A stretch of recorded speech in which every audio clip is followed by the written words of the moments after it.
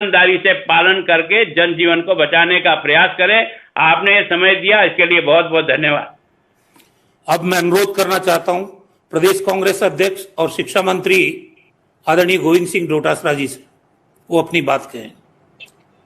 नमस्कार माननीय मुख्यमंत्री जी, माननीय चिकित्सा मंत्री जी, कटारिया साहब, राठौड़ साहब, पूनिया जी, तमाम मंत्रिमंडल के साथीगण, तमाम विधायकगण, जनप्रतिनिधिगण और अधिकारीगण, सबसे पहले तो मैं माननीय मुख्यमंत्री जी आपके नेतृत्व में माननीय चिकित्सा मंत्री जी और जो हमारे राज्य के अधिकारी हैं वो जिस प्रकार से एक युद्ध स्तर के ऊपर जो काम कर रहे हैं, मैं मुक्त कंठ से उनकी प्रशंसा करना चाहता हूं। एक पूरे योद्धा के तौर पे उन्होंने पूरी कमान संभाल रखी आपके नेतृत्व में और इसका परिणाम भी निकल रहा है कि आज राजस्थान पूरे देश में कोरोना संक्रमण को रोकने में अपनी बेहतर भूमिका निभा रहा है।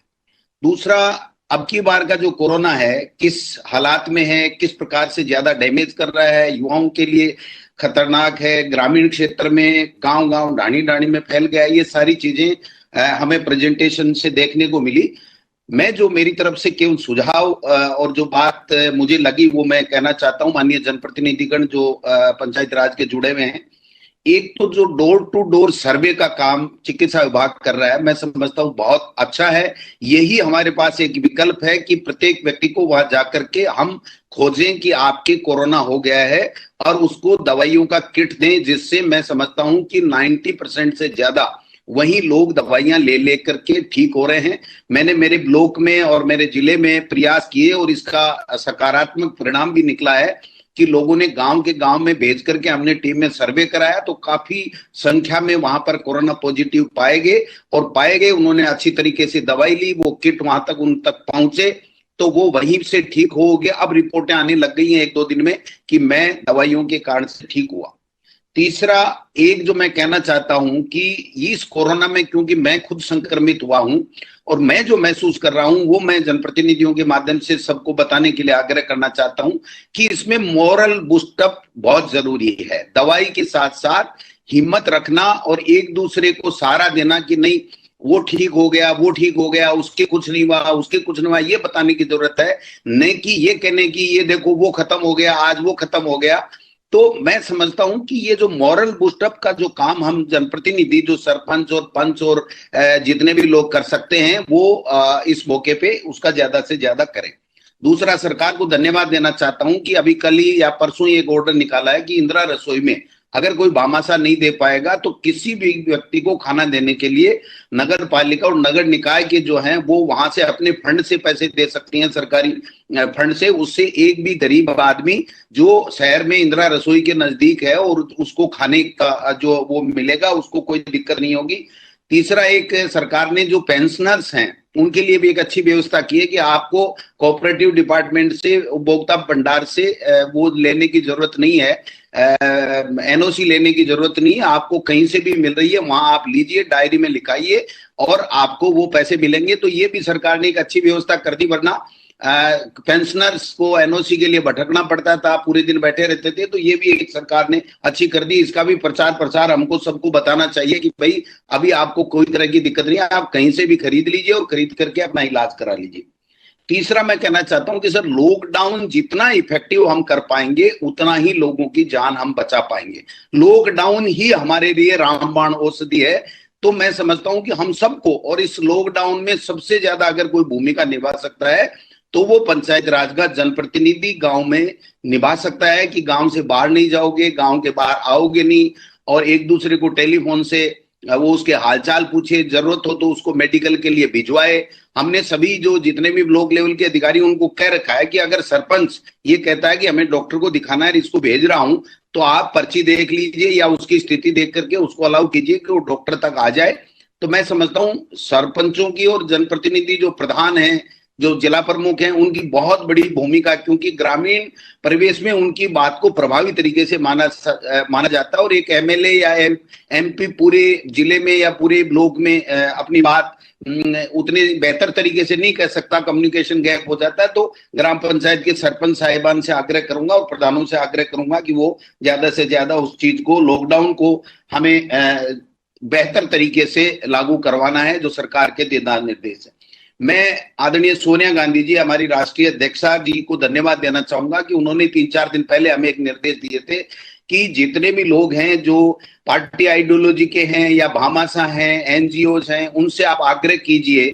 और माननीय मुख्यमंत्री जी का टेलीफोन आया था कि मैडम ने मुझे वीसी में इस तरह के निर्देश दिए हैं। तो उसके बाद में मुख्यमंत्री जी, हमने तमाम जिलाध्यक्षों से, ब्लॉक अध्यक्षों से, एनजीओ से बात की और उसका बहुत अच्छा परिणाम निकला। उदाहरण के तौर पे मेरे यहाँ पर एम्बुलेंस भी मिली है। मेरे यहाँ पर 25 कंसंट्रेटर विदेश से ला करके एक अनिल धीमा जी हैं जो गुंगारा के हैं, उन्होंने कल ही जिला कलेक्टर को दिया है।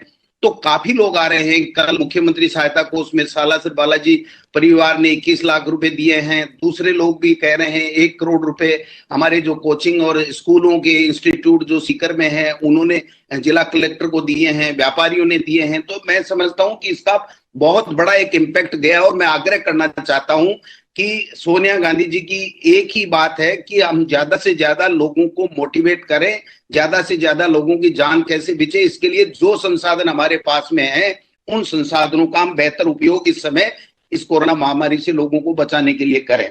चौथी चीज मैं अंत में कहना चाहूंगा कि जो मुख्यमंत्री चिरंजीवी स्वास्थ्य बीमा योजना है, रामबाण औषधि है हमारे लिए, इससे बढ़िया कोई योजना हो नहीं सकती।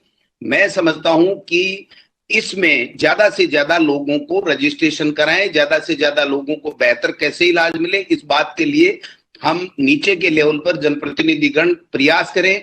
और कहीं भी आपको ये लगता है कि जो हॉस्पिटल वहां पर रजिस्टर्ड है इस चिरंजीव बीमा स्वास्थ्य योजना में, अगर वो आपके इलाज के लिए आनाकानी करता है तो हम लोगों को, जिला कलेक्टर को, ब्लॉक लेवल पे एसडीएम को आप सूचित करें, जिला कलेक्टर को करें, एमएलएज को करें।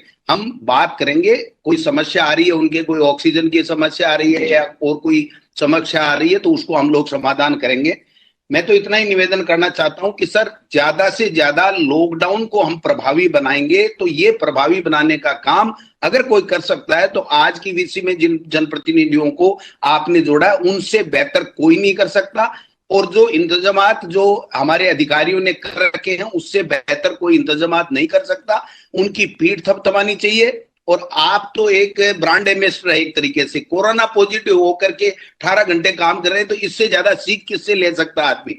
तो हम सबको एक मोटिवेशन मिलता है। और मैं तो कहता हूं, मैं एक दिन 24 घंटे या 48 घंटे तो थोड़ा सा उदास रहा कि मेरे कोरोना हो गया, उसके बाद में आज तक किसी तरह की कोई भय नहीं रहा। दवाई जो बताते हैं ले लेते हैं, जो प्रिकॉशन बताते हैं ले लेते हैं। और मेरे इलाके में और तमाम लोगों से बराबर संपर्क में रहता हूं, उनको मोटिवेट करता रहता हूं कि भैया कोई चिंता करने की जरूरत नहीं है, ये दवाई लीजिए और कोई ऑक्सीजन अगर आपका लेवल गिरे तो आप इलाज के लिए हॉस्पिटल आ जाइए, हम आपकी मदद करेंगे। और मैं समझता हूं इससे बहुत अच्छे तरीके से काम हमारे सरकार में हो रहा है। तो मैं ज्यादा कोई बात नहीं करके, सबने अपनी अपनी बात कही है।